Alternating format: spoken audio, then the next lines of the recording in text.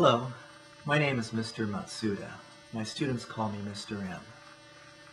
And welcome to the GLEO course on global warming. Before we get into it, I do want to share a little bit about myself and why I'm so committed to this issue. When you first enrolled in this course, you probably clicked on the Choose a Focus button and you saw a short video produced by an organization called the NRDC. It showed the older man representing my generation on the railroad tracks, and behind them was an oncoming train. The older man was saying that maybe global warming doesn't exist, and even if it does, it's probably 30 or 40, 50 years down the line. Why should I care? Then he steps off the train tracks, and immediately behind him is a young girl representing your generation, and she is about to be hit by the oncoming global warming train. I think the message was very powerful, and it impacted me a lot because my generation has not done a very good job, in fact a horrible job, of taking care of the world. Everywhere we look, there's big messes that we've created. And it concerns me that young people may not be able to figure this out by the time they grow into adults. So I'm very happy that you've decided to be proactive and learn more about this issue.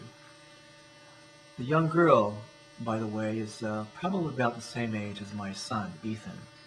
And so that's another reason why I'm connected. I'm connected because I have a kid.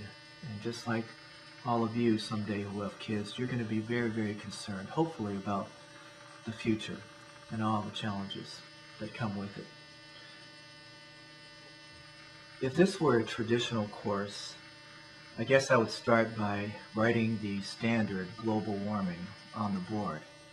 Then I'd give you 50 minutes or so of lecture and vocabulary words, terms, you take notes, and then I would assess you with a multiple choice test, and you would show me on a Scantron how much you have learned. Fortunately for all of us, this is not a traditional course. This is GLEO. And this is why we founded GLEO, is because we educators believe that multiple choice tests are not enough, and that standards that do not include important issues like global warming shortchange all of us. So that's where we begin, and we are embarking on an adventure of learning together. My job is really the job of a facilitator, somebody to help you navigate through all the information, someone to prod you with questions. So where do we begin? And that's the exact question I asked a good friend of mine, someone who would really know about this. He's on the board of National Geographic. He is a former executive, actually CEO of the Swatch Watch Company. He lives in Switzerland.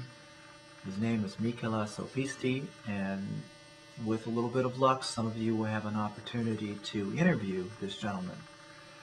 And when I asked him that question, he said no one can begin without understanding the concept of Gaia, G-A-I-A. It's a Greek word. It means earth goddess.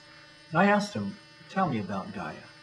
And he said Gaia is based on a concept, a theory by a NASA scientist based in Britain. His name is Dr. James Lubbock. And he first postulated this radical idea back in the 70s. And what it is that the Earth is a superorganism capable of self-regulating. It finds an equilibrium, and it takes care of itself, basically. And because of global warming, because of man's imposition, the Earth is, taking the metaphor, the Earth is sick, and global warming is a type of sort of cancer growing on the Earth. And it is so great and so vast, the Earth cannot find equilibrium without man's further intervention to stop global warming. And he told me, without understanding that, without appreciating how interconnected we are, not only with each other, but with all living things on Earth, then can we truly comprehend what's at stake.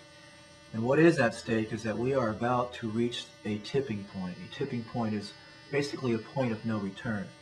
Scientists feel that we might already be there, but it could be as long as 10 or 15 years down the line. So there is time. There is time for all of us. And what I'd like to do then is start with a short video that kind of explains who this James Lovelock is and what the concept of Gaia is and some of the challenges and opportunities that are out there. So please enjoy this. It's about 6 minutes. We'll come back and we'll have some questions and we'll have a great discussion.